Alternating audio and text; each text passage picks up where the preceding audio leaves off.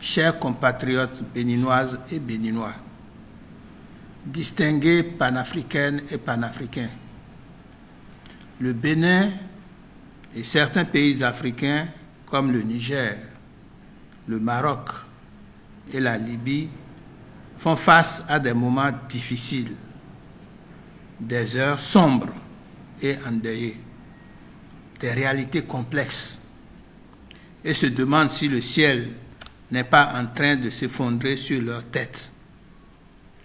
Ils s'observent toutefois que chaque jour qui passe apporte son lot de problèmes plus graves qui s'ajoutent au chapelet de problèmes que nous égrenons à longueur de temps, sans solution concrète ou approche de solutions claires qui permettent d'avancer et d'éclaircir l'horizon où s'amoncellent des nuages plus sombres que la veille.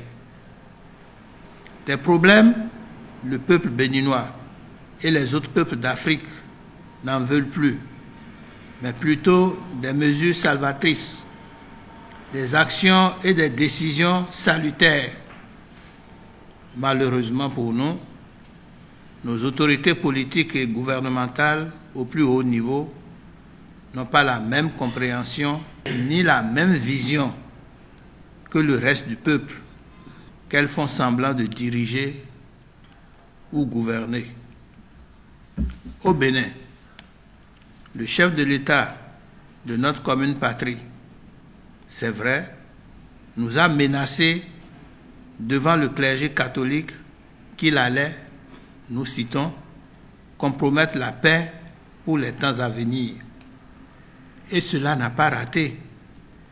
La paix est compromise dans notre cher et beau pays depuis 2018. Mais nous pensons, et l'avons d'ailleurs maintes fois martelé, qu'il nous faut changer de fusil d'épaule. Il nous faut changer de paradigme. Il nous faut changer de gouvernance. Il nous faut nous mobiliser pour rétablir la paix et enclencher un processus inclusif et adopter des objectifs, des programmes et des projets prioritaires consensuels. Vraisemblablement, nos autorités n'en ont cure. Sinon, à quoi rime ce regain d'engouement pour des assises nationales sur la croissance démographique et le développement dont l'idée est lancée dans l'air à partir du mois de mai 2023. Maintes fois, différentes composantes de l'échiquier politique national ont appelé et continuent à corps et à cri d'appeler à l'organisation des assises nationales inclusives, avec pour finalité de revoir de fond en comble notre vivre ensemble, d'échanger sérieusement et effectivement sur la refondation de la République et de l'État, la restauration de la démocratie et de l'État de droit, la revalorisation de notre culture, de nos langues nationales et de nos cultes et pratiques endogènes, le renforcement de l'action publique en vue de la satisfaction effective des 5 besoins fondamentaux, se nourrir, se soigner, s'instruire, se loger et se vêtir, y compris la démographie et tous les autres aspects du processus de développement dans un État uni, solidaire et exemplaire, où le citoyen est au centre de toutes les décisions et préoccupations. Mais en vain.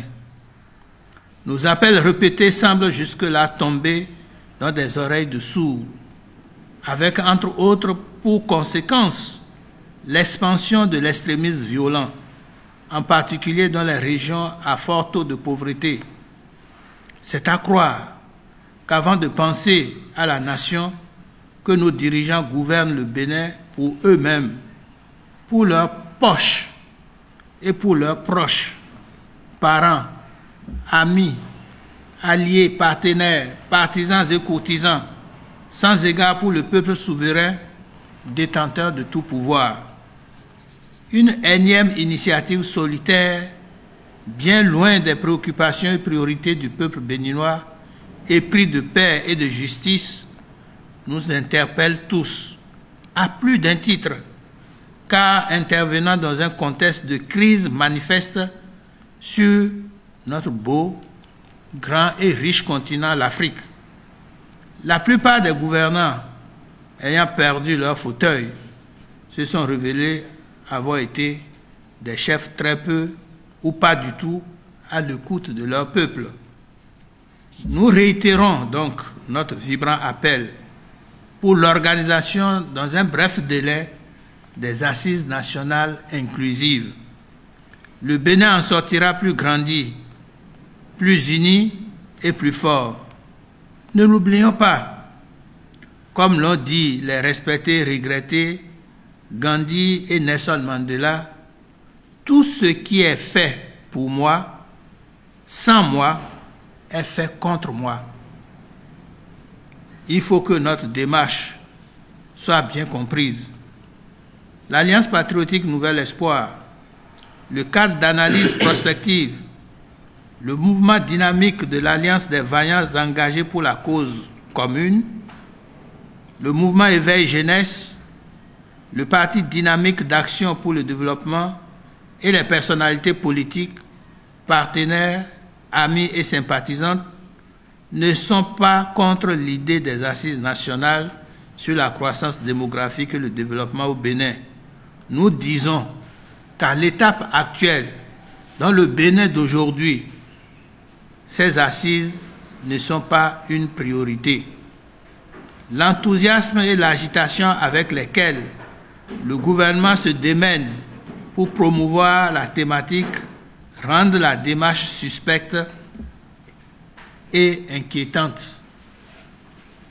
Ce sont des milliards de francs CFA du contribuable béninois qui sont gaspillés et dilapidés, alors qu'ils peuvent servir à régler des problèmes plus urgents tels que la flambée des prix des produits de première nécessité, la pénurie de certains produits pharmaceutiques, la perte de confiance à la gouvernance nationale.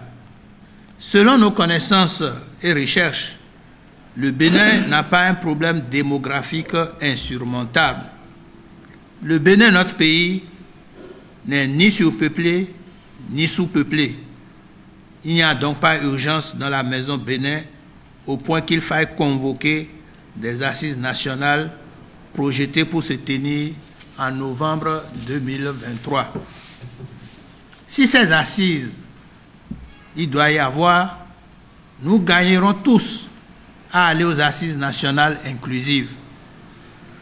Nous ne devons pas saucissonner les assises nationales inclusives en des portions thématiques isolées et déconnectées des préoccupations quotidiennes. L'absence de crépitement de balles n'est pas toujours synonyme de quiétude et de paix. C'est un secret de polichinelle.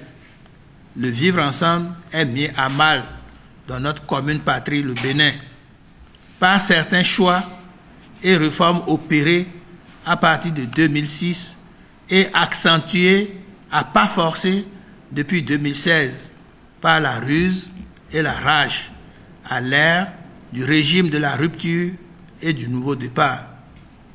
Nous devons nous asseoir et nous dire la vérité face à face, sans langue de bois, ni économie de vérité. Nous devons échanger et nous enlever la poutre dans nos yeux qui nous empêche de voir bien loin dans la bonne direction. Une fois encore, des assises nationales sur la croissance démographique et le développement au Bénin, ce n'est pas ce dont le peuple béninois a besoin maintenant. Ce n'est pas le plus urgent. Notre peuple a soif. Notre peuple a faim de gari, de gbadé ou maïs, de liberté, d'indépendance, de justice sociale et de démocratie. Notre peuple est avide d'un Bénin nouveau dans une Afrique nouvelle en pleine édification sous nos yeux. Chers compatriotes béninoises et béninois, distingués panafricaines et panafricains, il ne vous aura pas échappé que, face à la polémique suscitée par l'idée d'aller à des assises nationales sur la croissance démographique et le développement, le gouvernement, par le biais de son porte-parole, s'est empressé d'expliquer, je cite, « Il ne s'agit pas de limitation de naissance, mais que les assises, je cite encore, à nouveau Wilfried Oumbédi, les assises visent à voir quelle est la dynamique optimale qu'il faut observer pour la progression de la démographie au Bénin pour que cela ne rompe pas l'équilibre entre population et développement. » Sérieusement, dans notre contexte, pour ne pas rompre le soi-disant équilibre entre population et développement, est-ce à la démographie qu'il faut s'attaquer ou à notre type de gouvernance? N'est-ce pas la mauvaise répartition des richesses nationales qui doit nous préoccuper? N'est-ce pas contre la corruption plus têtue que jamais, défiant à la limite la criette, qu'il faut se battre? N'est-ce pas contre la politique de 2 poids, 2 mesures que nous devons nous tous lutter de la base au sommet de l'État? N'est-ce pas à la libération des détenus politiques qu'il faut procéder? N'est-ce pas au retour sans condition des exilés politiques qu'il faut décider? La liste de notaires et avatars est longue, très longue. Nous ne devons pas nous tromper de combat. Plus que jamais, il s'impose à nous d'aller rapidement et sans délai à l'organisation des assises nationales inclusives pour bâtir un Bénin nouveau, plus juste, plus uni, plus exemplaire et plus prospère. Nous en sommes capables, nous devons et nous pouvons le faire sans fanfaronnade ni triomphalisme. Le désarroi du peuple béninois s'est empiré à la suite de la décision de la CEDEAO et de l'UEMOA de prendre des sanctions économiques, financières, bancaires et commerciales contre la République sœur du Niger, de fermer les frontières terrestres et aériennes avec le Niger et de faire, s'il le faut, une intervention militaire pour rétablir l'ordre constitutionnel et ramener Mohamed Bazoum sur son fauteuil présidentiel. Le gouvernement du Bénin et le chef de l'État doivent se désolidariser de ces sanctions et mesures qui ne sont pas en adéquation avec l'arsenal juridique de la CEDEAO et du droit international. Dans l'intérêt supérieur et général du Bénin et de son peuple, le président de la République, chef de l'État, chef de gouvernement, chef suprême des armées, doit, premièrement, procéder immédiatement à la réouverture des frontières terrestres et aériennes avec la République sœur du Niger. Deuxièmement, renoncer à l'application des sanctions économiques, financières, bancaires et commerciales contre le peuple frère du Niger. Troisièmement, rejeter catégoriquement l'option d'une intervention militaire au Niger et le refus ferme de servir de base arrière pour attaquer tôt ou tard le Niger, qui est un État souverain, libre de ses choix et options politiques. Quatrièmement, engager des négociations diplomatiques pour le rétablissement de l'accord militaire bilatéral dénoncé par le gouvernement du Niger. Cinquièmement, enfin, faire une déclaration publique officielle pour présenter des excuses au peuple et au gouvernement du Niger et demander le rétablissement du pipeline entre les deux pays.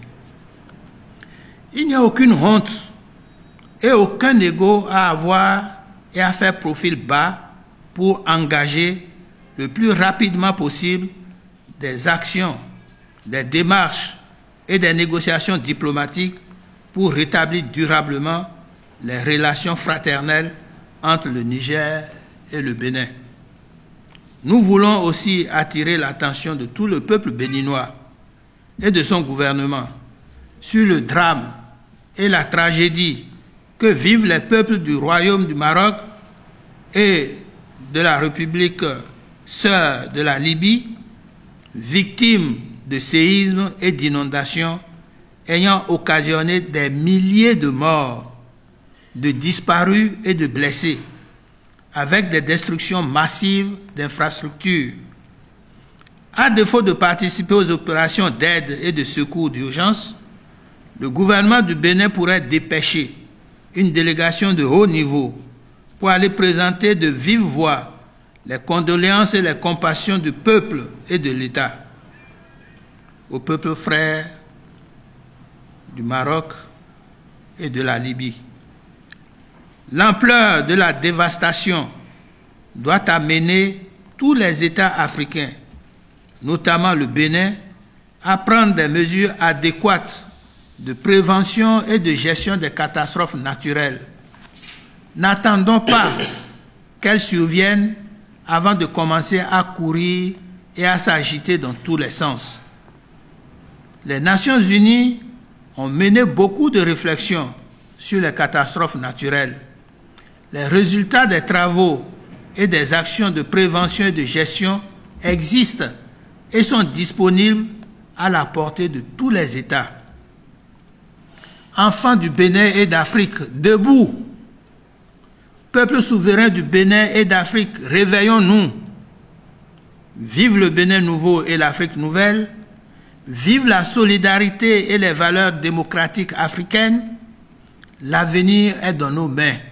Ont signé la déclaration Rogatien Biaou, président de l'Alliance patriotique Nouvel Espoir, Salomon Tiabi, président du cadre d'analyse prospective, Zulkiful Ali, président du mouvement dynamique de l'Alliance des vaillants engagés pour la cause commune, Raïmatou Pachiko, présidente du mouvement Éveil Jeunesse, Dimitri Fadonoubo, secrétaire général du Parti dynamique d'action pour le développement d'AD, Irénée Yaovi Wessé, personnalité politique, Serge Malik Kounasso, personnalité politique, Céline Dou, personnalité politique.